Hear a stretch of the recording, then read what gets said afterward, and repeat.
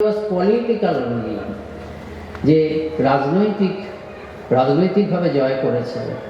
তারপরে তারা এই দেশটাকে আপন বলেই গ্রহণ করেছেন, সাংস্কৃতিক বিনিময় হয়েছে, হয়তো তাদের ধর্ম আমাদের দেশে এসছে, কিন্তু মানে রাজনৈতিক জয়। কিন্তু ইংরেজরা প্রথম থেকেই এই দেশটাকে তারা একটা কলোনি বানাতে চেয়েছিল। এই দেশটা এই দেশের মতন থাকবে, ভৌগোলিক ভূখণ্ডটা থাকবে, কিন্তু এখানে সবাইকে আমরা ইংরেজ বানিয়ে দেবো, এবং সেটা তারা করতে চেয়েছিলেন। এবং আপনারা জানেন মেকলে এবং বেন্টিং মিলে তারা এখানকার জন্য শিক্ষা ব্যবস্থা চালু করেছিল। তারা তো ভেবেছিলেন চিরকাল তারা থাকবে, এটা তাদের উপনিবেশ হবে, যেমন অনেক জায়গায় হয়েছে ইংরেজদের উপনিবেশ। তারা তো 200 বছরও থাকতে পারেনি, সেটা তারা ভাবেনি। কিন্তু ওই যে ভারতবর্ষের ভাগ্য ভারতবর্ষকে মরতে দেবে না, তারা কি করেছিলেন, মেকলে বলেছিল মিনিটে যে এই দেশটা তো আমাদের এদেশকে দিয়ে চালাতে হবে, এই দেশের মানুষকে দিই।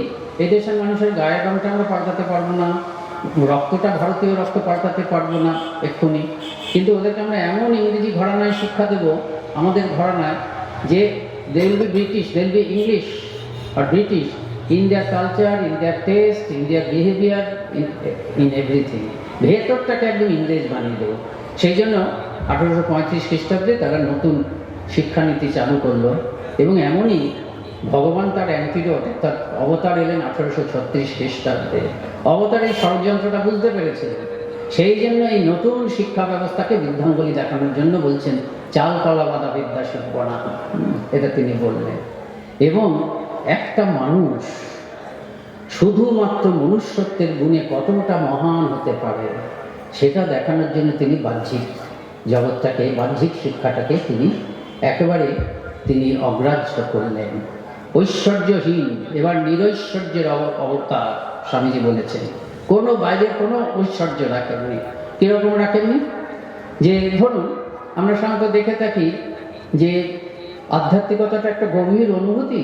সাধারণত মানুষ গভীর অনুভূতিকে কবিতা এবং আরও বেশি হলে কি তাকে সুরে প্রকাশ করে। অর্থাৎ আধ্যাত্মিক জগতের যারা সিদ্ধ পুরুষ, মরমিয়া সাধক সাধিকা, তারা বেশিরভাগ ক্ষেত্রে কিন্তু সুন্দর গায়ক হন, সুন্দর সঙ্গীত রচনা করেন। যেমন আমাদের হাজার হাজার আছে, মীরাবাই, রামপ্রসাদ, কমলাকান্ত, সুরদাস, কবির, দক্ষিণ ভারতে শৈব সাধক, বৈষ্ণব সাধক, কত কবি আছেন, কত গায়ক আছেন। ঠাকুরের তো কবিত্ব শক্তি ছিল, এত সুন্দর কীর্তন করতেন। গায়ক শক্তি তো গান করার তো ক্ষমতা ছিল। আর ওই যখন কীর্তন করতেন, কীর্তনের মধ্যে মাঝে মাঝে যে আখর যোগ করতেন, আখরটা কিন্তু আপনার জিনিস, একদম ওই ভাব, ওই সুর, ওই মধ্যে সুন্দর শব্দ যোগ করা, যেটা মানিয়ে যাবে। অর্থাৎ কবিত্ব শক্তি, সুরের শক্তি সব থাকতে হবে। ঠাকুরের ছিল। তিনি তো অনেক গান লিখতে পারতেন ইচ্ছা করলে, মায়ের সম্বন্ধে কত ভজন লিখতে পারতেন, ভক্তিগীতি করেননি। কেন করেননি? ওই বাহ্যিক কোনো ঐশ্বর্য রাখবেন না। তিনি জানতেন যুগাবতার, তো তিনি জানতেন এই বিংশ শতাব্দী, একবিংশ শতাব্দীতে যে মানুষরা আসছে, আমরা যারা আসছি, আমরা এমন বহির্মুখী হব যে আমরা ভেবে নেব যে আধ্যাত্মিক জগতেও যদি আপনাকে বড় মানুষ হতে হয়, ভগবানকে নিয়েও যদি আপনি বড় হতে চান, তাহলেও হয়তো একটু বাহ্যিক কিছু একটা চাকচিক্য দরকার।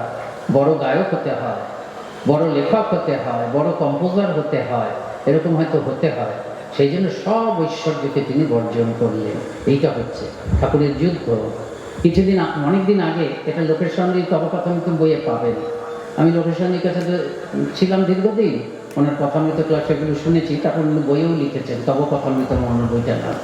এটা ধরুন, এটা 80-র দশকে হবে গত, যে একজন জার্মান থেকে একজন ভক্ত এসেছিলেন, সরি নট ভক্ত, একজন স্কলার এসেছিলেন। তিনি নবজাগরণের ইতিহাস লিখতে চাচ্ছেন, ভারতীয় নবজাগরণ। তা তিনি এমন একজন নবজাগরণের উজ্জ্বল ব্যক্তিত্বকে খুঁজতে চাচ্ছেন যার উপরে ইংরেজদের প্রভাব বিন্দুমাত্র পড়েনি। যত নবজাগরণের নেতা আছে, সে রামমোহন হোক, যিনি হোক, তিনি কিন্তু ইংরেজি শিক্ষায় শিক্ষিত, ইংরেজি প্রভাবে প্রভাবিত। তিনি যাকেই ধরছেন তার উপরেই ইংরেজ প্রভাব, মানে পাশ্চাত্য বিদ্যার প্রভাব পড়েছে বলে বাদ দিচ্ছে, একে একে সবাইকে বাদ দিচ্ছেন। বিবেকানন্দকেও বাদ দিয়েছেন, কারণ বিবেকানন্দ তো ইংরেজি শিক্ষায় শিক্ষিত। তিনি কিন্তু একটি মানুষকে শুধু বেঁচেছেন, সে হচ্ছে, তার বইটার নাম বাংলায় করলে ভারতবর্ষ অন্যরকম। ওরা ওই উচ্চারণ ঠিক হবে না, ইন্ডিয়ান ইস্ট আন্ডেস এরকম একটা কিছু না, কিন্তু মানেটা হচ্ছে ভারতবর্ষ অন্যরকম। তা তিনি নিলেন কিন্তু একজনকে, তিনি হচ্ছেন শ্রীরামকৃষ্ণ, তাকে নিলেন। যে এই লোকটি বিশুদ্ধ, একেবারে খাঁটি, ভারতের মাটি থেকে উঠে এত প্রভাবশালী, ভারতের মাটি থেকে একদম খাঁটি ভারতের সংস্কৃতি থেকে উঠেছেন, তার উপরে অন্য জায়গার প্রভাব পড়েনি, মানে পাশ্চাত্য বিদ্যার প্রভাব পড়েনি, একদম ভারতের মাটির, ভারতের বিদ্যা, ভারতের সংস্কৃতি, ভারতের চিন্তা, তার ফসল। এবং সেই ফসলওয়ালা মানুষটি এত বড় মানুষ যে সারা পৃথিবী তাকে বুদ্ধ, কৃষ্ণ, চৈতন্য, যীশু খ্রিস্টের সমান মাপে রাখছেন। এ হচ্ছে তা।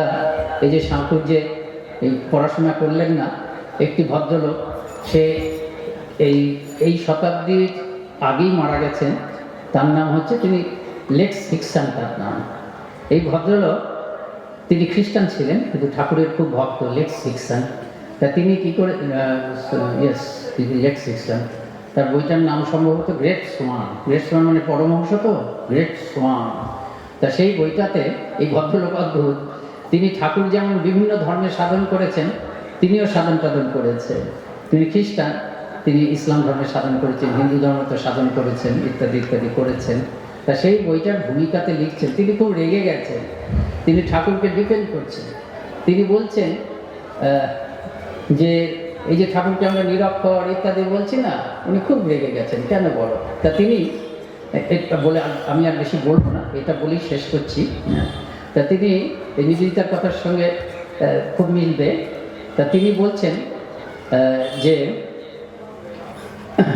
এই যে শ্রীরামকৃষ্ণ বলছেন দি সেজ অফ দক্ষিণেশ্বর, এটা বলছেন তিনি বারবার ধরে, সেজ অফ দক্ষিণেশ্বর, যে atmosphere that surrounded the Sage of Dakshineswar is totally Indian, absolutely non European. একদম ঠিক কথা।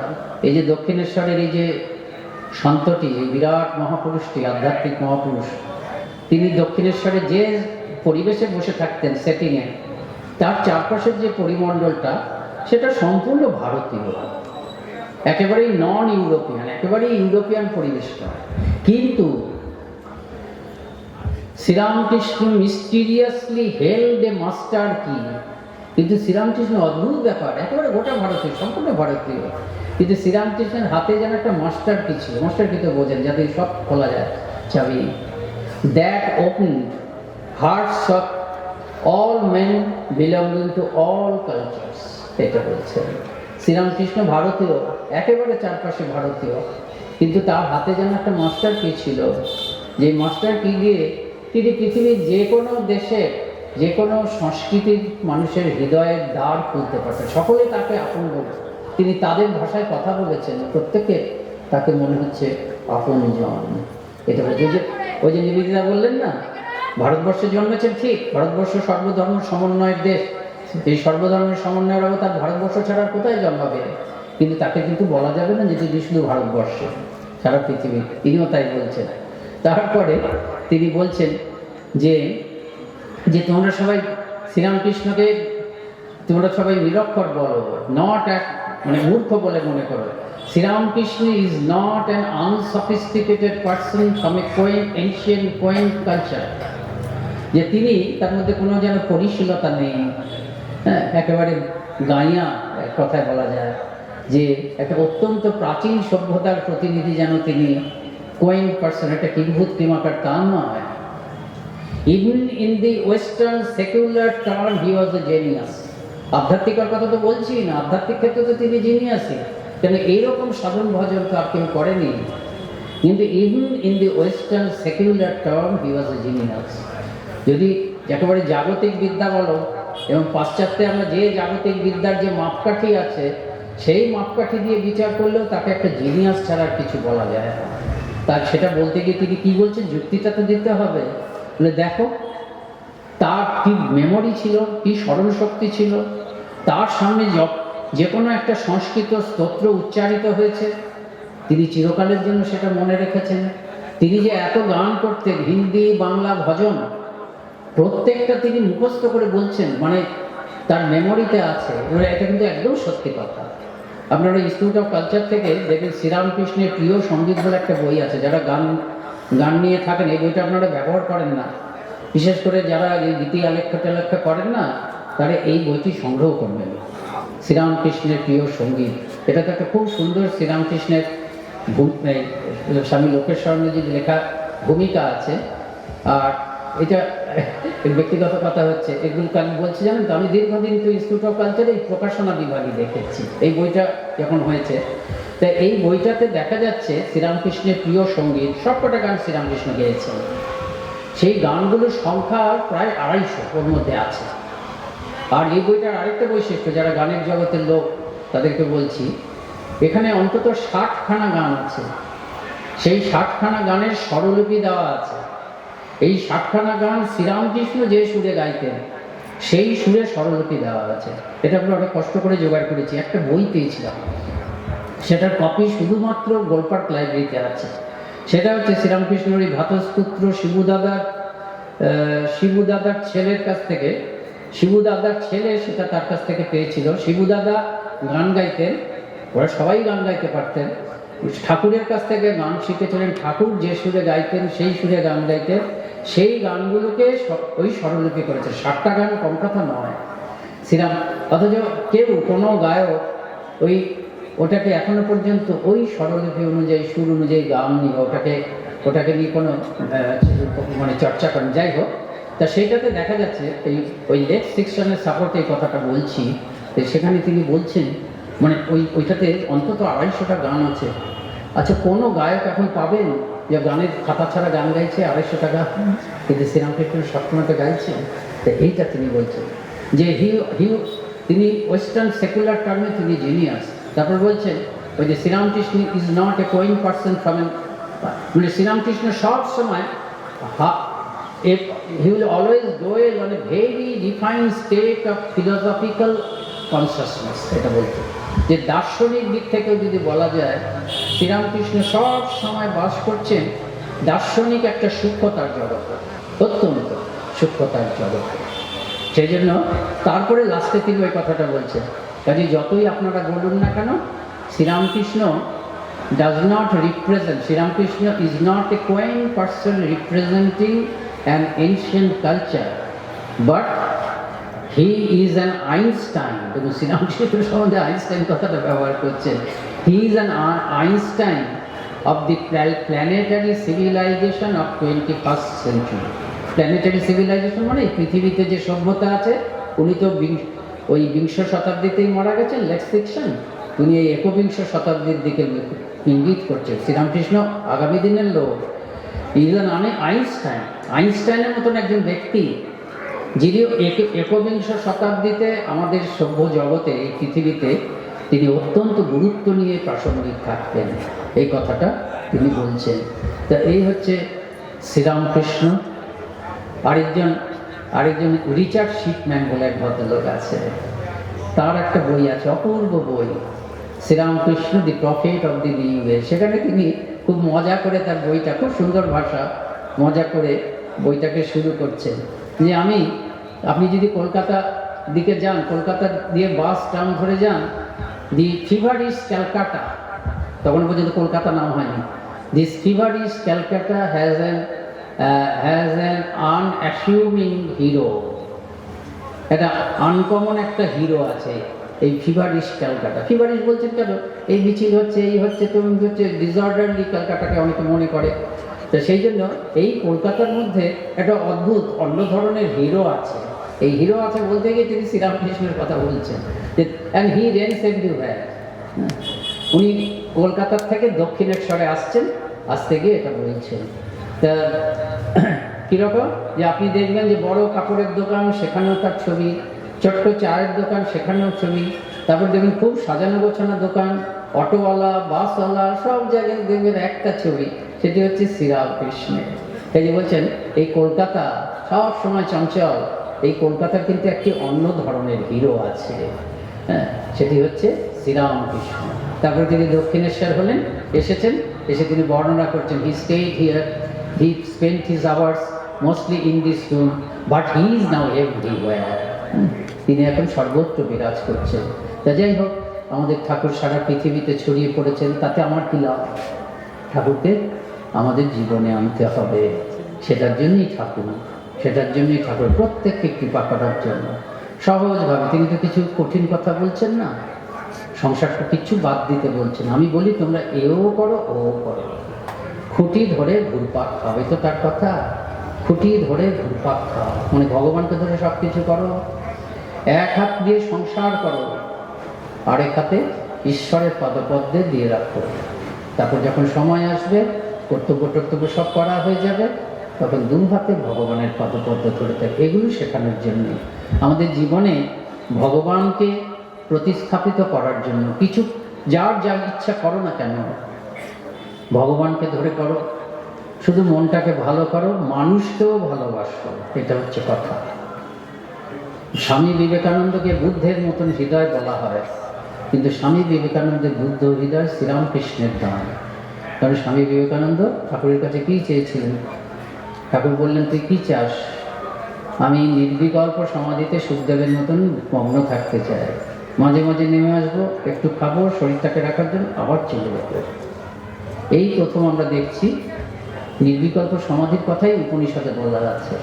সবাই বলেছে নির্বিকল্প সমাধি লাভ করো, সবাই বলছে, সমস্ত গুরু, বেদান্তের সমস্ত গুরু শিষ্যকে বলছে নির্বিকল্প সমাধি লাভ করো। আমরা এই প্রথম দেখলাম বেদান্তের একেবারে উপযুক্ত গুরু। এমন তো নয় যে ঠাকুর নির্বিকল্প সমাধি জানতেন না, উনি জানেন না, শেখাবেন কি, তা তো নয়। 3 দিনে নির্বিকল্প সমাধি হয়েছিল, তোতাপুরীর যেটা 40 দিন লেগেছিল। সেই নির্বিকল্প সমাধিমান একজন অদ্বৈত বেদান্তের গুরু, উপযুক্ত শিষ্য নির্বিকল্প সমাধি চাচ্ছেন। স্বামীর যোগ্যতা আছে, আমি বললে হয়তো অন্য কারণে বলতেন, এখন তোমার ভাবার দরকার নেই, এখন তোমার সেই সময় আসেনি, এটা বলতে পারতেন। কিন্তু স্বামী বিবেকানন্দ উপযুক্ত নির্বিকল্প সমাধির উপযুক্ত শিষ্য, এমন নির্বিকল্প সমাধির একেবারে শ্রেষ্ঠ গুরু। কিন্তু গুরু এই প্রথম আমরা দেখছি নির্বিকল্প সমাধি চেয়েছে বলে শিষ্যকে কি ভাষা বলছেন, ছি ছি ছি, তোর এত হীন বুদ্ধি, আমি তোকে ভেবেছিলাম তুই কত বিরাট বটগাছের মতন হবি, আর তুই কিনা শুধু নিজের মুক্তি চাস। ওর থেকে উঁচু অবস্থা আছে, ওর থেকে উঁচু অবস্থা। এটাই হচ্ছে এই যুগে ঠাকুরের অবদান। নির্বিকল্প সমাধির থেকে উঁচু অবস্থা আছে নেই কোথাও। তুই যে গান করিস, জো কুছ হ্যায় সো তু হি হ্যায়, সবাই ভগবান, এই সবাই ভগবান হচ্ছে সব থেকে উচ্চ অবস্থা। কাজেই বটগাছের মতো হয়। শ্রীরামকৃষ্ণের বিবেকানন্দের বুদ্ধের মতন করুণ হৃদয়, মানে করুণাময় হৃদয়, সেটি কিন্তু শ্রীরামকৃষ্ণের দান। ছোটবেলা থেকে তার হৃদয় ছিল স্বামীজির, কিন্তু সেই হৃদয়টা একদম আবার জাগিয়ে দিয়েছেন এবং চিরকালের জন্য সঞ্জীবিত করে রাখতে পরামর্শ দিয়েছেন। হৃদয়টা দুর্বলতা নয়, মানুষকে ভালোবাসা দুর্বলতা নয়, এই প্রথম ঠাকুর বললেন। শিবজ্ঞানী জীবের সেবা বললেন তো, যে জীবে দয়া নয়, দয়া করার মধ্যে কি হচ্ছে, আমি বড় ওর ছোট। তুমি পুজো করো, ভগবানকে যেভাবে পুজো করো, ভগবানকে খুশি হলে আমি তৃপ্ত হই। স্বামীজিকে সেইভাবে বললেন, শিব জো কুছ হ্যায় সো তু হি হ্যায়। সেজন্য পরবর্তীকালে স্বামীজি এই কথা প্রচার করলেন। এটাই হচ্ছে ঠাকুরের কথা, স্বামীজি প্রচার করলেন। ত্যাগের কথা বলা হয় তো, ভগবানকে লাভ করতে গেলে ত্যাগ দরকার। স্বামীজি বিদেশে বলছেন সকলেরই ত্যাগ দরকার, কেন উপনিষদে বলছেন ত্যাগে নয় কি অমৃতত্ব মানুষ, ত্যাগ না হলে হবে না। এটা তো মিথ্যা নয়। তাহলে কিভাবে ত্যাগ করবে? তুমি কি স্ত্রী পুত্র পরিবারকে ছেড়ে দিয়ে জনে জঙ্গলে চলে যাবে, হিমালয়ে চলে যাবে? সেটা তো শয়তানের কাজ, হিউম্যান রুটস ক্যান ডু। তাহলে কি, ওই যে প্রচলিত দৃষ্টিটাকে পাল্টে দাও, দৃষ্টিটাকে ত্যাগ করো। যেভাবে দেখছো তুমি মানুষ দেখছো, তো আসলে কিন্তু মানুষ নয় কেউ, সবাই ভগবান, আমিও ভগবান, অন্যের ভগবান। এভাবে সব সময় ভগবান দেখে তাদেরকে শ্রদ্ধা করো, ভালোবাসো, ভালো ব্যবহার করো, সুখে দুঃখে তাদের পাশে আসো। এই করলে তোমার মধ্যে ভগবান জিবে। অন্যকে ভগবান ভেবে ব্যবহার করলে ব্যবহার তো প্রকাশ পাবে, ভালোবাসায় প্রকাশ পাবে, শ্রদ্ধায় প্রকাশ পাবে। আর দয়া করতে পারবে না। এই ওকে খেতে দে তো, 500 টাকা দিয়ে দে, নাক ছিটকে বললাম। যাকে বললাম সে অবস্থার চাপে পড়ে আমার কাছে 500 টাকা চাইতে এসছে, কিন্তু তার মনে হচ্ছে এমন ভঙ্গিতে আমি দিচ্ছি 500টি টাকা আমার আছে, আমার কোটি কোটি 500 টাকা আছে বলে আমি 500 টাকা তাকে দিচ্ছি, কিন্তু এমন মানে অবমাননা করে আমি তাকে 500 টাকা দিলাম যে সে মনে মনে ছোট হয়ে গেল। ভাবলো, ইস ঠাকুর তুমি আমাকে কি দুর্বিপাকে ফেলেছো যে এর কাছ থেকে আমাকে হাত পাততে হচ্ছে। এইটা নয়, জীবে দয়া নয়, এটা হচ্ছে দয়া, এই দয়া নয়। কীটানুকীট তুই জীবে দয়া করবি, শিবজ্ঞানী জীবে সেবা, শ্রদ্ধা ভরে দেবে একদম, যাতে তার আঘাত না হয়, পারলে গোপনে দেব যাতে তার উপকার হয়, কিন্তু আমি দিচ্ছি জানতে না পারে। কেন? পূজা, আমি ধন্য হচ্ছি। শিবের মাথায় জল ঢেলে কি আমি শিবকে ধন্য করি? আমি নিজে ধন্য হই। তেমনি মানুষের দুঃখ দূর করে আমি নিজে ধন্য হচ্ছি। স্বামীজি বলছেন কর্মযোগে যে একজন কেউ তোমার কাছে সাহায্যের জন্য এসেছে, ভগবানকে ধন্যবাদ দাও, ভগবানই এসছে। কারণ সে হয়তো পৃথিবীতে অনেক লোক আছে দেওয়ার, সে অন্য বাড়িতে গিয়েও এই সাহায্য চাইতে আসতো, কিন্তু ভগবান তোমাকে পুজো করার সুযোগটা তোমাকে দিচ্ছেন, পাশের বাড়ির লোকটাকে দেয়নি। কাজে মনে মনে তাকে প্রণাম করে, হাত জোর করে প্রণাম করতে হবে না, হ্যাঁ, কিন্তু মনে মনে তাকে প্রণাম করে তাকে সেবা করো, এই হচ্ছে সেবা।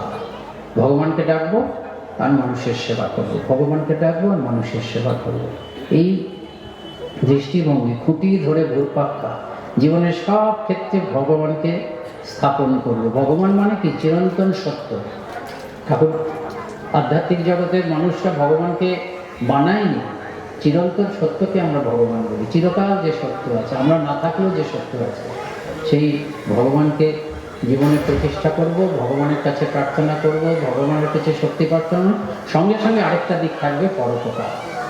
ঠাকুর স্বামীজির সাধনার এই দুটো ফলা, যে মানুষকেও ভালোবাসা, ভগবানকেও ভালোবাসা। শুধু মানুষকে ভালোবাসা নয় ভগবানকে ভুলে, আবার শুধু ভগবানকে ভালোবাসি মানুষকে ভালোবাসা নয়, তারা মানুষকেও ভালোবাসা, ভগবানকেও ভালোবাসা, কারণ একটাই ভালোবাসা। ভগবানকে ভালোবাসাও ভগবানকে ভালোবাসা, মানুষকে ভালোবাসাও ভগবানকে ভালোবাসা। কাজেই আমাদের প্রত্যেকের জীবনে যেন ভগবত ভক্তিও থাকে আর মানুষের প্রতি ভালোবাসাও থাকে, এই প্রার্থনা করে আমি শেষ করছি। নমস্কার।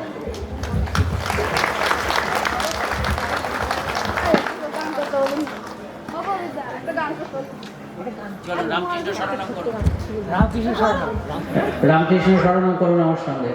হ্যাঁ, আমি শুনেছি তো একটা গান করতে বলুন, করুন আমার সঙ্গে করুন। আমি এক লাইন করবো, আপনারা করবেন আমার সুরে। এই পুরো গান আপনারা বলছিলেন তো একটা গান করতে বলুন, আমি আবার যেতে বললাম কিন্তু সেটা ঠিক আছে, করুন, তাড়াতাড়ি হয়ে যাবে। রাম কৃষ্ণ শরণম, রাম কৃষ্ণ শরণম, রাম কৃষ্ণ শরণম শরণে, করুন।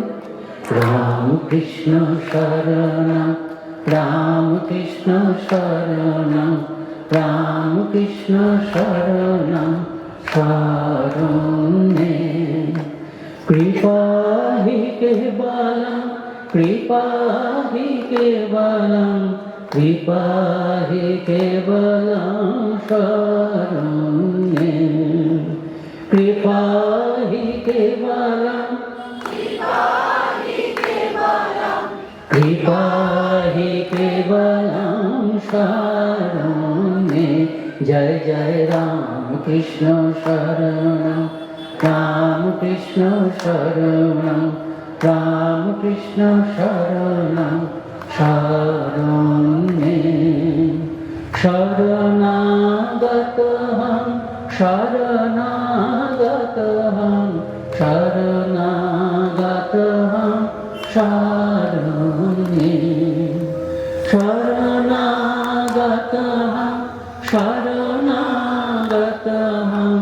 শরণাগতহং শরণে। জয় জয় রাম কৃষ্ণ শরণম, রাম কৃষ্ণ শরণম, রাম কৃষ্ণ শরণম শরণে। জয় জয় রাম কৃষ্ণ শরণম, কৃষ্ণ শরণম শরণে। নমো শ্রী গুরবে, নমো শ্রী গুরবে, নমো শ্রী গুরবে নমো নমো, নমো শ্রী গুরবে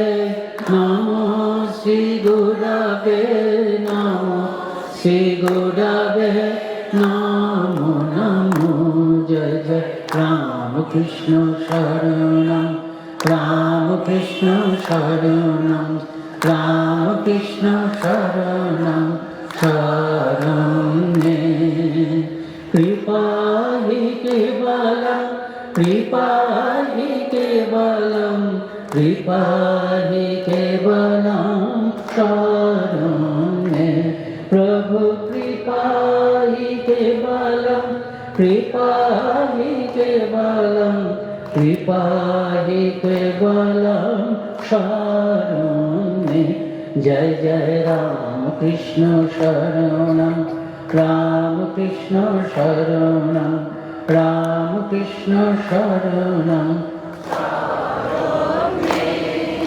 राम कृष्ण जय जय राम कृष्ण जय जय राम कृष्ण जय जय राम कृष्ण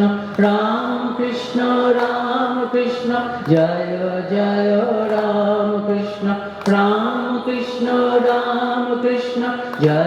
जय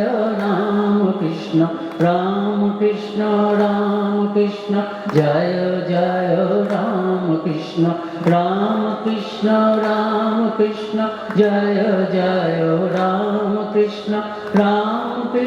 राम कृष्ण जय जय राम कृष्ण जय जय राम कृष्ण जय जय राम कृष्ण राम कृष्ण शरणं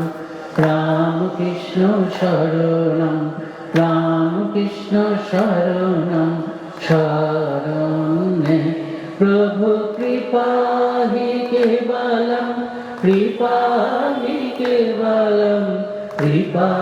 हि केवलं शरण्ये प्रभु कृपा हि केवलं कृपा हि केवलं शरण्ये जय जय राम कृष्ण शरणं राम कृष्ण शरणं शरण्ये जय जय राम कृष्ण शरणं राम कृष्ण शरणं शरण्ये जय श्री गुरु महाराज जी की जय जय महामाई की जय जय स्वामी जी महाराज जी की जय जय गंगा माई की जय। এখানে গুরু মহারাজ মানে শ্রীরামকৃষ্ণের জয়, তিনি আমাদের সবার গুরু। আর মহামাইকে জয় মানে শ্রী শ্রী মা সারদা দেবীর জয়, আর স্বামীজি মানে স্বামী বিবেকানন্দের জয়। এবং যে জায়গায় যে নদী আমাদের মানে সব কিছু পুষ্টি দেয়, জল দেয়, সেই জায়গায় সেই এখানে গঙ্গা, যেখানে যমুনা আছে, যমুনা এই জয়। জয় ঠাকুর, জয় মা, জয় স্বামীজি, নমস্কার।